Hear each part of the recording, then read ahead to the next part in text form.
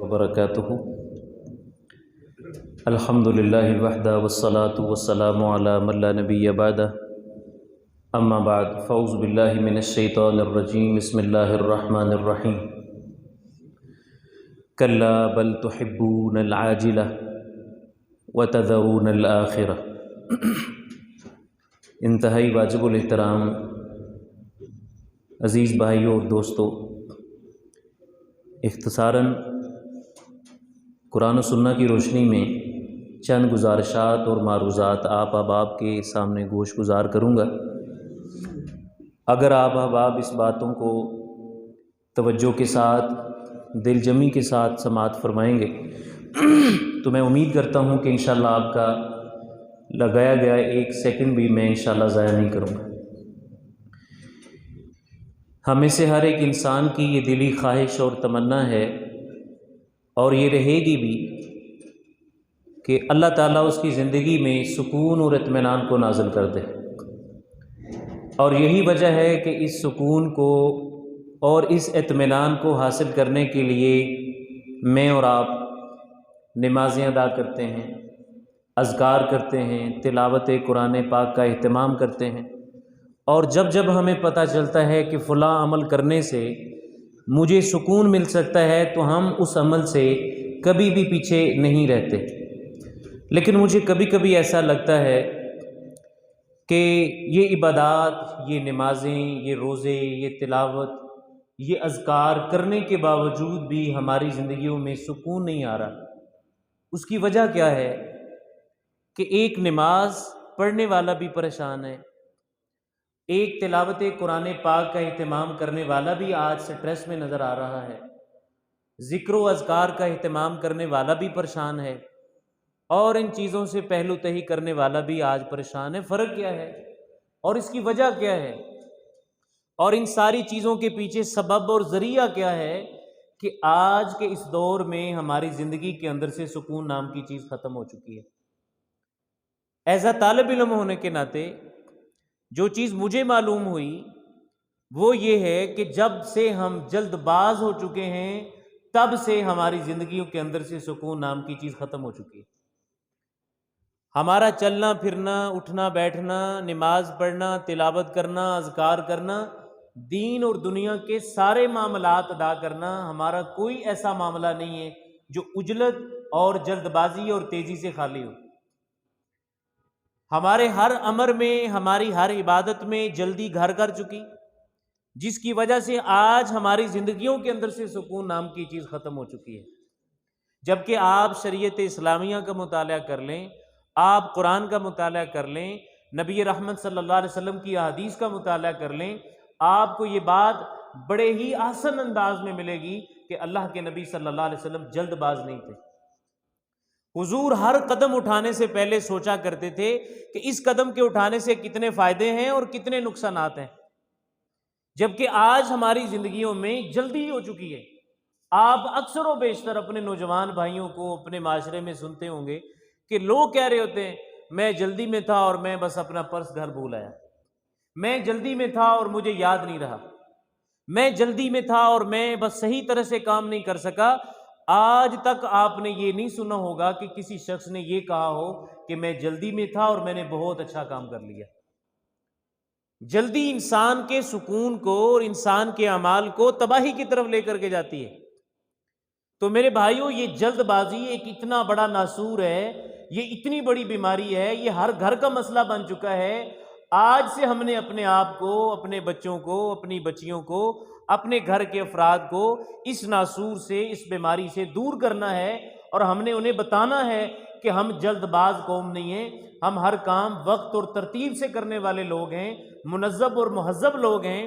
ہم یہ نہیں ہے کہ آجو راجو کام کر لو بغیر ترتیب کے اور جلد بازی اور عجلت سے ہم کام کرنے والے لوگ ہیں ہی۔ آپ نے اپنے معاشرے میں دیکھا ہوگا کہ ہمارے بھائی جلد بازی کا شکار ہوتے ہیں اور جلدی سے نکلتے ہیں اور کسی دوسرے کا خیال نہیں کرتے، اور نتیجتاً ایکسیڈنٹ کر بیٹھتے ہیں اور معاملہ خطرناک کی طرف اور خرابی کی طرف چلا جاتا ہے۔ اس کی وجہ کیا ہے؟ جلد بازی ہے۔ یہ سیڑھیاں چڑھنا کتنا کام ہے۔ میں اکثر نوجوانوں کو دیکھتا ہوں کہ سیڑھیاں بھی ہم ترتیب سے اور آرام سے نہیں چڑھ سکتے، ایک ایک قدم سے وہ 3-3 4-4 سیڑھیاں عبور کر رہے ہوتے ہیں. ہم لوگ سیڑھیاں بھی آرام سے اور ترتیب سے عبور نہیں کرتے. ہم لوگ کھانا آرام سے اور ترتیب سے نہیں کھا سکتے. ہم کھانا بھی بڑی جلدی کے ساتھ اور تیزی کے ساتھ کھا رہے ہوتے ہیں, یا پھر توجہ کے ساتھ نہیں, ہاتھ میں موبائل ہوتا ہے, توجہ کہاں ہوتی ہے, ہم کھانا کھا رہے ہوتے ہیں. ہم نے سکول جانا ہو, ہم نے کالج جانا ہو, ہم نے یونیورسٹی جانا ہو, جاب کے لیے جانا ہو, صبح روڈوں اور سارے کے سارے ان راستوں کا اندازہ لگا لیجئے گا ہر بندہ کتنی جلدی میں ہوتا ہے. پتہ ہے سگنل بند ہے, پتہ ہے راستہ نہیں ہے, لیکن اس کے باوجود ہارن کے اوپر ہمارا ہاتھ ہوتا ہے. ہم اس قدر جلد بازی کا شکار ہو چکے ہیں. جبکہ نبی کریم صلی اللہ علیہ وآلہ وسلم کی اگر آپ سیرت کو پڑھیں, اگر حضور کے اسوہ کو دیکھیں اور اس دین مبارک کا اگر آپ مطالعہ کریں, تو یہ بات ہمیں بڑے ہی اچھے انداز میں ملتی ہے کہ ہمارا دین ہمیں جلد بازی کا درس دیتا ہی نہیں. ایون کہ ہم لوگوں کو دیکھتے ہیں وہ اللہ کے گھر میں مسجد میں تیزی کے ساتھ دوڑتے دوڑتے جماعت کے ساتھ مل رہے ہوتے ہیں. ہمارا دین تو ہمیں یہاں تک اطمینان کا درس دیتا ہے, وہ یہ کہتا ہے کہ اگر آپ نے اللہ کے گھر میں جماعت کے لیے مسجد میں نماز کے لیے آنا ہے تو فعلیکم بالسکینہ, دوڑتے ہوئے نہیں, سکون کے ساتھ اطمینان کے ساتھ اجلس سے آری ہو کر کے آرام کے ساتھ مسجد میں جماعت کے ساتھ آ کر کے ملو. ما ادرکتم فصلوا وما فاتکم فاتموا, جو پالو اسے پڑھ لو, جو رہ جائے بعد میں ادا کر لو. جلدی جلدی آنے کی کیا ضرورت ہے؟ ہماری نمازیں جلدی کا شکار ہوتی ہیں. نبی صلی اللہ علیہ وسلم نے شخص کو دیکھا وہ جلدی سے نماز پڑھ رہا تھا اور آپ نے 3 بار کہا ارجع فصلی فإنک لم تصلی, جاؤ نماز پڑھو, تم نے نماز نہیں پڑھی. آج ہم اپنی نمازوں کا جائزہ لینا, کتنی سکون سے آری کیوں ہیں, ہماری زندگیوں میں سکون کا خاتمہ کیوں ہے کہ ہماری نمازیں آرام کے ساتھ سکون کے ساتھ پڑھی نہیں جاتی. ہم تو نمازوں میں قرآن کی تلاوت بھی اس انداز میں کرتے ہیں 120 کی سپیڈ میں, الحمدللہ رب العالمین الرحمن الرحیم مالک یوم الدین ایک نعبد و ایک نستعین. یہ کون سا طریقہ ہے, کون سی ترتیب ہے, کہاں سے سکون ہمیں ملے گا؟ ہم اللہ کا نام ڈھنگ سے نہیں لے پاتے, سبحان اللہ سبحان اللہ سبحان اللہ الحمدللہ الحمدللہ, یہ ہماری حالت ہوتی ہے. تو جب ہماری عبادتیں, ہمارے کام اس ترتیب کے ساتھ ہوں گے نا, تو واللہ العظیم ہماری زندگیوں میں کبھی سکون نہیں آ سکتا. نبی صلی اللہ علیہ وسلم کے اوپر آسمان سے وحی نازل ہوتی اور نبی علیہ السلام جلدی کرتے, اور قرآن میں اس بات کی وضاحت موجود ہے کہ حضور جبرائیل امین کے پیچھے پیچھے جلدی جلدی قرآن کو رپیٹ کرتے, بار بار پڑھتے جلدی جلدی. آسمان سے میرے رب نے آیات کو نازل کر دیا اور فرمایا میرے پیارے حبیب لا تحرک به لسانک لتعجل به ان علینا جمعا وقرآنا, میرے پیارے حبیب آپ جلد بازی کا شکار نہ ہوں, آپ یہ خدشہ اور خطرہ اپنے دل سے نکال دیں کہ میں نے اس کو جلدی سے نہ پڑھا تو میں بھول جاؤں گا. یہ ہمارا کام ہے اس قرآن کی حفاظت کرنا اور آپ کو یاد کرنا. تو اسلام نے نبی علیہ الصلوۃ والسلام کو بھی اسی بات کی تلقین کی ہے. ہمارا اسلام کہتا ہے, ہمارا دین کہتا ہے کہ آپ کوئی بھی اپنی زندگی کا کام ہے جلد بازی کے ساتھ ادائی نہ کریں, وگرنہ آپ دنیا اور آخرت میں سکون کو بالکل ختم کر بیٹھیں گے. نبی صلی اللہ علیہ وآلہ وسلم نے ایک شخص کو دیکھا وہ دعا کر رہا تھا, اور دعا میں نہ اس نے اللہ کا نام لیا, نہ نبی علیہ السلام پر درود پڑھا, اور بس جلدی میں دعا کی جس طرح ہماری حالت ہوتی ہے. نمازوں کے بعد دعا, ہاتھ کھڑا کیا اور بس چند سیکنڈ میں نیچے. طریقہ ہی نہیں ہے, سکون ہی نہیں ہے, اطمینان ہی نہیں ہے, جلد بازی ہوتی ہے. تو نبی صلی اللہ علیہ وسلم نے فرمایا اے دعا کرنے والے, تو نے جلدی کی ہے اور تیری دعا کو اللہ تعالیٰ قبول نہیں کرتا. ان اللہ لا يقبل الدعاء ما لم يعجل, اور ایک الفاظ آتے ہیں ما لم يستعجل, جب تک انسان جلدی کے ساتھ دعا کر رہا ہوتا ہے اللہ تعالیٰ اس کی دعا کو قبول نہیں کرتا. یا دعا کر کے اس انتظار میں ہوتا ہے میری دعائی قبول نہیں ہوتی, میں کل بھی کی تھی, یہ پرسوں بھی کی تھی, آج بھی کی تھی, میری دعائی قبول نہیں ہو رہی. جلد باز انسان کو اللہ تعالیٰ پسند نہیں کرتا, اور جلد باز انسان کی زندگی سے سکون کا خاتمہ ہو جاتا ہے. آج ہم میں سے ہر ایک انسان کتنی جلد بازی کا شکار ہوتا ہے, ہماری زندگیوں میں کتنی جلدی ہوتی ہے, آپ دیکھ لیں. جبکہ نبی علیہ الصلوۃ والسلام کی زندگی اتنی پرسکون تھی, اتنی پر اعتماد تھی کہ جامع ترمذی حدیث آتی ہے اللہ کے نبی صلی اللہ علیہ وسلم جب راستے پر چل رہے ہوتے تھے نا, اور پیچھے سے کوئی آواز دیتا کہ حضور میری بات سن لیں, حدیث کے الفاظ ہیں کہ اللہ کے نبی علیہ السلام پورا موو ہو جاتے اور پورے مڑ کے اس کی طرف دیکھا کرتے تھے اور اس کی بات کو نہایت توجہ اور سکون سے سنا کرتے تھے. میرے سمیت آج ہم میں سے کون ہے کہ جس کو راستے پر چلتے ہوئے آواز آئے اور تحمل کے ساتھ پورا مڑ کے دیکھے؟ آدھا حصہ ہمارا آگے ہوتا ہے, آدھا پیچھے ہوتا ہے. اس کی وجہ کیا ہے کہ ہمیں آگے جانے کی جلدی ہوتی ہے. ہم کوئی کام دنیا کا سکون اور اطمینان اور آرام سے کرتے ہی نہیں ہیں. ہم نے اپنے بچوں کا رشتہ کرنا ہو، ہم نے اپنے بچیوں کا رشتہ کرنا ہو، ہم اس میں جلد بازی کا شکار کر جاتے ہیں، آرام اور سکون کے ساتھ فیصلہ کرتے ہی نہیں ہیں، جبکہ ہماری شریعت کہتی ہے کہ آپ کوئی اپنا فیصلہ جلد بازی کے ساتھ نہ کریں، بلکہ اسلام نے استخارہ کا حکم اس لیے دیا کہ انسان مشورہ کرے، لوگوں کے ساتھ کرے، اللہ تعالیٰ کی ذات کے ساتھ کرے، اس کے بعد کوئی قدم اٹھائے تو اللہ تعالیٰ اس کی زندگی کے اندر برکتیں اور رحمتیں عطا کر دے گا۔ ہم جلدی میں رشتہ کر لیتے ہیں، بعد میں پتہ چلتا ہے جی وہ نشئی ہے، بعد میں پتہ چلتا ہے کہ اس کے معاملات بڑے خراب ہیں۔ بھئی کس نے کہا تھا اتنا جلدی قدم اٹھائیں؟ اسلام نے جو کہا کہ آپ آرام سے فیصلہ کریں۔ صحابی رسول نبی صلی اللہ علیہ وسلم کے پاس آتے ہیں اور حضور نے پوچھا بھئی شادی بھی کی ہے کہ نہیں کی؟ کہا حضور میں نے فلاں قبیلے میں ایک نکاح کا پیغام بھیجا ہے۔ تو آپ نے فرمایا جس قبیلے میں تم نے بھیجا ہے کیا اس عورت کو تم نے دیکھ لیا ہے کہ نہیں دیکھا؟ کہا حضور میں نے نہیں دیکھا۔ تو آپ نے فرمایا اس قبیلے میں فلاں فلاں مسائل اور پرابلمز ہیں، لہٰذا جہاں آپ رشتہ کر رہے ہیں پہلے آپ اس کو جا کر کے اچھے انداز میں دیکھ لیں، یہ نہ ہو کہ آپ بڑا فیصلہ کر پائیں اور اس کے بعد آپ زندگی میں پچھتاتے رہیں۔ اسلام چاہتے ہی نہیں ہے کہ آپ زندگی کا کوئی فیصلہ اتنا جلدی کریں۔ آج ہمیں سے کون ہے جو آسانی کے ساتھ سکون کے ساتھ فیصلہ کرنے والا ہو؟ ہم 3 بار طلاق دینے کے بعد سوچتے ہیں اوف میں نے بہت غلط کام کر دیا۔ ہم اپنے بچے اور بچی کے منہ پہ تھپڑ مارنے کے بعد ہمیں احساس ہوتا ہے کہ میں نے یہ کام اچھا نہیں کیا۔ آج ہمارے بچوں میں اتنی جلدی آ چکی ہے کہ کسی کے بارے میں رائے قائم کرنی ہو وہ سوچتے نہیں ہیں، کسی سے پیار کرنا پڑ جائے تو جناب سوچتے نہیں ہیں، کسی سے نفرت اور عداوت کرنی پڑ جائے تو تب سوچتے نہیں ہیں۔ ہم نے اپنی کسی کے بارے میں رائے قائم کرنی ہو تو ہم سکون کے ساتھ تحمل کے ساتھ فیصلہ نہیں کرتے، ہم ہر ایک کے بارے میں یہی کہہ رہے ہیں یار اس سے مشورہ نہ کرو، یا آپ کو اچھے انداز میں فیصلہ کرنے کے بارے میں یا اس قدم کے اٹھانے کے بارے میں مشورہ نہیں دے گا۔ کیوں؟ کہ اس انسان کے اندر فیصلہ کرنے کی صلاحیت ہی ختم ہو چکی ہے۔ سوچ بچار کے آرام سکون کے ساتھ کوئی انسان مشورہ دیتا ہی نہیں۔ اسلام یہ نہیں چاہتا کہ آپ کوئی بھی کام کوئی بھی عبادت آپ جلد بازی کے ساتھ کریں، یہاں تک کہ ہماری عدالتیں بھی قبول نہیں کرتی اس بات کو۔